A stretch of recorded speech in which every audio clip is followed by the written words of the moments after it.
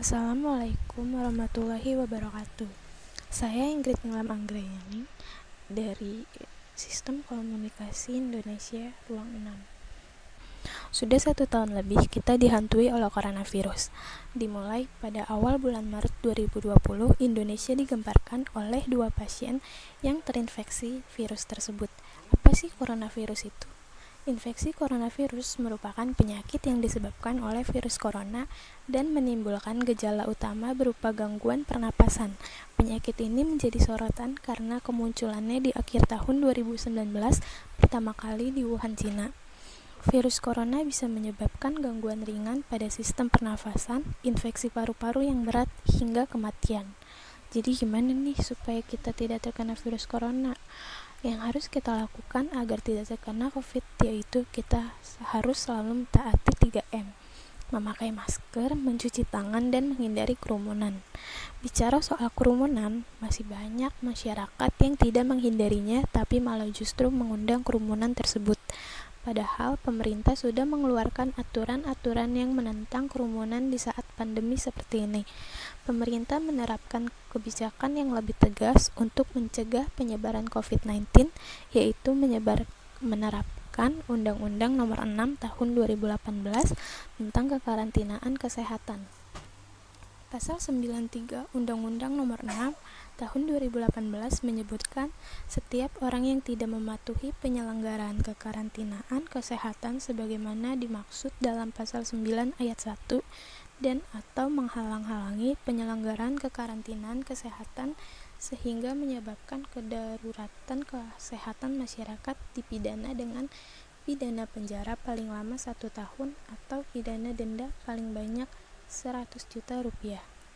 Namun masih banyak pelanggaran yang berkeliaran di sekitar kita dan tak segan-segan petugas Satgas membubarkan acara kerumunan tersebut. Berikut adalah contoh kasus berkerumunan yang dibubarkan. Pesta pernikahan di sebuah hotel berbintang di Kabupaten Cilacap, Jawa Tengah terpaksa dibubarkan tim Satgas COVID-19. Pembubaran dilakukan karena melanggar protokol kesehatan pada masa pemberlakuan pembatasan kegiatan masyarakat. Petugas langsung mendatangi lokasi dan memberikan peringatan kepada pengelola hotel. Sementara para tamu undangan pun hanya bisa diam melihat kedatangan anggota Satgas. Anggota Satgas Teguh Rahayu mengatakan pembubaran pesta pernikahan ini dilakukan karena dinilai melanggar protokol kesehatan di tengah pandemi COVID-19. Pesta pernikahan termasuk kegiatan yang berpotensi menimbulkan kerumunan. Lalu ada insiden unik juga yang terjadi dalam peristiwa pembubaran kerumunan di Cafe Tiffany, Jalan Transyogi, Jatisampurna, Bekasi Barat pada Minggu 13 Desember 2020.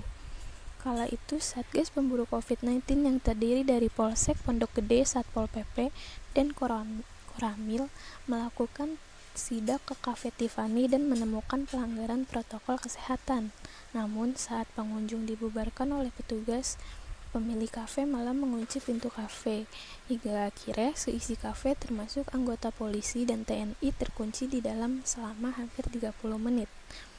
Jika kerumunan seperti itu dibubarkan, lalu mengapa kerumunan yang diciptakan oleh selebritis berikut tidak mendapatkan hal yang serupa? Justru malah ikut dihadiri oleh Bapak Presiden Joko Widodo. Atta Halilintar dan Aurel Hermansyah, keduanya telah melangsungkan akad nikah pada tanggal 3 April 2021 bertepatan di Hotel Raffles, Jakarta Selatan. Adapun dalam pesta pernikahan tersebut, Atta mengundang kurang lebih 300 orang. Rata-rata yang diundang oleh mereka adalah sahabat dekatnya, rekan-rekan artis, dan beberapa tokoh. Pasalnya, resepsi pernikahan rakyat pada umumnya dipersulit dengan alasan dilarang berkerumun untuk meminimalisir penularan COVID-19. Namun, pernikahan kedua artis tersebut justru dihadiri langsung oleh pemimpin negara dan sejumlah pejabat negara. Terlebih lagi, momen pernikahan Atta dan Aurel tersebut juga diunggah di akun Twitter dan Instagram Sekretariat Negara Republik Indonesia. Hal tersebut dinilai tidak berhubungan dengan kepentingan negara. Selain itu, penayangan secara langsung acara pernikahan tersebut selama berjam-jam di beberapa stasiun televisi nasional dinilai tidaklah bermanfaat bagi masyarakat. Sebagai seorang public figure, hal ini tidak memberikan contoh yang baik terhadap masyarakat. Masyarakat justru lebih membutuhkan acara televisi yang bermanfaat seperti menampilkan berita, kondisi negara, politik, ekonomi, kejadian atau peristiwa yang dapat menambahkan informasi masyarakat. Jika memang kedua pasangan tersebut ingin para fansnya melihat, maka ia seharusnya bisa live di akun YouTube pribadinya. Jadi apakah ini dapat dibilang adil? Perbedaan dalam penegakan hukum seperti ini dikhawatirkan akan menimbulkan ketidakpercayaan dan pembangkangan publik. Sekian dari saya. Wassalamualaikum warahmatullahi wabarakatuh.